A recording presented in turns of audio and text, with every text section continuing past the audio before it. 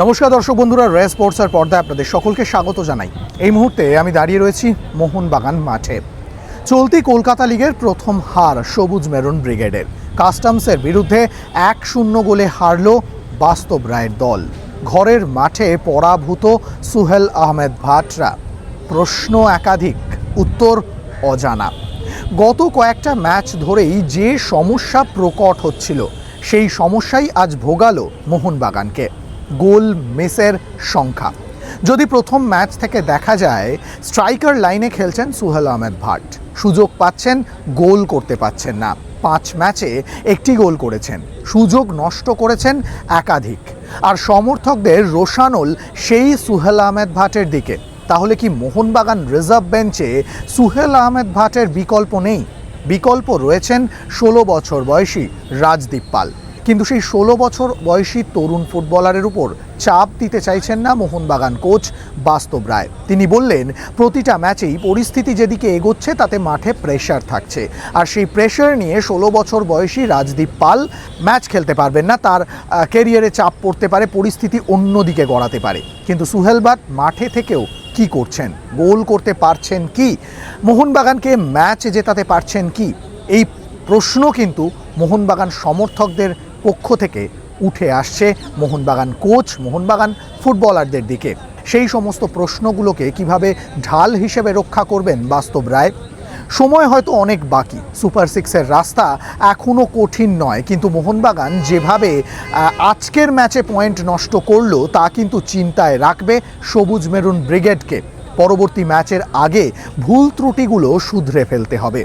কাস্টমসের বিরুদ্ধে হারের পর দায় স্বীকার করলেন বাস্তব রায়। বললেন, দল জঘন্য ফুটবল খেলেছে, খারাপ ফুটবল খেলেছে, এই ম্যাচ জেতা সম্ভব নয়। এছাড়াও পরিষ্কার বললেন যে এর আগেও আমি বারবার একই কথা বলেছি যে গোলের সুযোগ নষ্ট করলে কখনোই সেখান থেকে আমরা ম্যাচে ফিরতে পারবো না।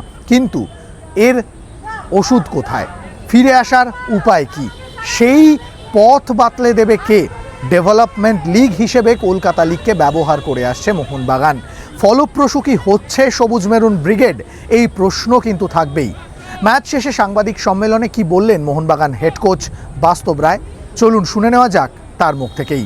দেখো, রাজদীপ 16+ বাচ্চা ছেলে, ওই প্রেশারটা হ্যান্ডেল করতে পারবে না। আর এই আন্ডার প্রেশার যদি ওকে নামায় তাহলে হয়তো ওর ক্ষতি হবে। লং জার্নি, সবেমাত্র 16 বছর বয়স, খেলবে, ঠিক সময় হলে খেলবে। দেখো, ফার্স্ট হাফ আমি জঘন্য ফুটবল খেলেছি, সে মানে খারাপ ফুটবল খেলেছে, এই ফুটবল খেলে জেতা যায় না। সেকেন্ড হাফে আমি ম্যাচে ফিরলাম, যখন দুটো চেঞ্জ করার পর যখন ম্যাচে ফিরলাম, তখন একটা সাডেন মিস্টেক, হ্যান্ডবল হয়ে গেল ইনসাইড দ্য বক্স।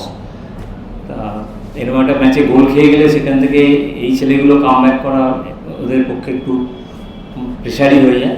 তাও তারপরে আমি যথেষ্ট গোলের সুযোগ তৈরি করেছি, সেগুলো মিস করেছে ওরা। এনিওয়ে, তুমি আজকে জেতার মতো ফুটবল খেলো, যেতেও নি। কারণ আমি বলেছিলাম যে, আগে বলেছিলাম গোল মিস করতে করতে যেদিনকে গোল হবে না সেদিনকে তুমি ম্যাচ হারবে বা ড্র হবে। আজকে আমি গোল খেয়ে গেছি, আমি হেরে গেছি, এটা অস্বীকার করার তো কোনো জায়গা নেই। সায়ন আটকে গেলে কেন? আজকে তো ডান দিক বাঁ দিক দুটোই মোবিলিটি হয়েছে, বরঞ্চ সায়ন আজকে আটকে গেছে ওদিক দিয়ে। সায়ন অনেকগুলো ক্রস করেছে, সায়ন গেছে, আর আমার তো ডান বাঁ দুদিক দিয়েই গেছে, মাঝখান দিয়েও বল পেয়েছে শুয়ে। তো সেক্ষেত্রে আমার মনে হয় না সায়ন একা আটকে গেলে টিম আটকে যাবে। দেখো, এটা তো আমাদের এই টিমটাতে তো সিনিয়র টিমের প্লেয়ার, দেখো আগেও আমি ম্যাচ টাইম দিয়েছিলাম, আর এটা পার্ট অফ দ্য মানে management and coach all decisions. So আমাদের সিনিয়র টিমের যারা, দেখো দীপক টাঙ্গিয়া, সাজি নতুন এসছে, ওরা কেউ ম্যাচ পায়নি। আগের দিন আমি খেলাতে পারিনি, আজকে ওই জন্য ম্যাচ টাইমটা দিয়েছিলাম। ওই জন্য হাফ টাইমে আবার আমি চেঞ্জ করে তখন আমি সন্দীপকে নিয়ে এলাম। দেখো, এটা আসা যাওয়া করতে করতে একটা টিমের সেট আপ তো ব্রেক হয়, কিন্তু কিছু করার নেই, আমাদের এটা নিয়ে চলতে হবে, ঠিক আছে।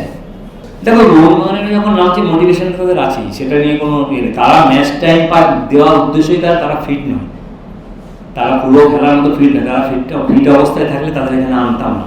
সেই ক্ষেত্রে তোমাদের মনে হচ্ছে তো মোটিভেশন নয়, তারা তাদের ফিটনেস লেভেলটা বাড়ানোর জন্য আমরা এখানে নিয়ে এসেছি, আর কিচ্ছু না। অন্যদিকে কাস্টমসের হেড কোচ বিশ্বজিৎ ভট্টাচার্য আজকের ম্যাচে ডাগ আউটে ছিলেন না তিনি, কিন্তু মেঘের আড়ালে থেকেও যেন মেঘনাদের মতো কাজ করলেন। সহকারী কোচ রাজীব বাগের হাতে দায়িত্ব ছিল। অক্ষরে অক্ষরে সেই দায়িত্ব পালন করেছেন। প্রতিনিয়ত দলের হেড কোচ বিশ্বজিৎ ভট্টাচার্যর সঙ্গে কথা বলেছেন। অসুস্থতার কারণে দীর্ঘ 1 সপ্তাহ অনুশীলনে আসতে পারছেন না তিনি, কিন্তু দলের পারফরমেন্সে খামতি নেই। 11 জন ফুটবলার মাঠে নেমে মোহনবাগানের মতো বড় দলের বিরুদ্ধে নিজেদের সেরাটা দেওয়ার জন্য লড়াই করছে। মোহনবাগানের বিরুদ্ধে 3 পয়েন্ট ছিনিয়ে নিয়ে কি বললেন ক্যালকাটা কাস্টমসের সহকারী কোচ রাজীব বাগ, চলুন শুনে নেওয়া যাক তার মুখ থেকেই। ভারতবর্ষের সেরা টিম, এদের সাথে খেলার জন্যই আমাদের প্লেয়ারদের আমরা তৈরি করি। এবং ফার্স্ট ডিভিশন প্রিমিয়ার ডিভিশনের তফাৎ এটাই যে premier division Mohun Bagan, East Bengal, মোহামেডানের এগেইনস্টে আমরা খেলতে পারি এবং প্লেয়াররা এই ম্যাচগুলোর জন্যই মুখিয়ে থাকে। আমরা প্লেয়ারদের যেটা বলেছিলাম যে just take it as a normal game. প্লেয়াররা নর্মালি খেলতে পেরেছে, তাই আজকে ভালো খেলেছে এবং আমরা রেজাল্ট পেয়েছি। প্রিপারেশনের এখন সব থেকে বড় প্রবলেম হচ্ছে মাঠ। আপনারা জানেন যে মাঠ পাওয়া আমাদের মতন কম বাজেটের টিমের ক্ষেত্রে একটা বড় সমস্যা। তো আমরা এর মধ্যে প্র্যাকটিস করেছি 7-a-side, 9-a-side, অ্যাস্ট্রোটাপের মাঠে গিয়ে দূরে দূরে সেখানে প্র্যাকটিস করেছি। কারণ মোহনবাগানের মতো এত সুন্দর মাঠে খেলতে গেলে, প্লেয়ারদের কনফিডেন্স লেভেল হাই করতে গেলে আমাদের ভালো মাঠে প্র্যাকটিস করতে হতো। তাই আমরা 2 দিন অ্যাস্ট্রোটাপে প্র্যাকটিস করেছিলাম। তো মেন প্রতিবন্ধকতা এটাই যে মাঠ। আদারওয়াইজ স্যার যেরকমভাবে বলেছিল, যেই সিচুয়েশন, যেই ফরমেশনে আমরা খেলি সেম ফরমেশন খেলেছি এবং প্লেয়ারদের যেরকমভাবে বলেছিলাম প্লেয়াররা তাদের ডিউটি এক্সিকিউট করেছে, তাই হয়তো আমরা আজকে জিততে পেরেছি। তো রেগুলারলি কাছে থাকি, দীর্ঘদিন ওনার সাথে কাজ করছি 4-5 বছর ধরে।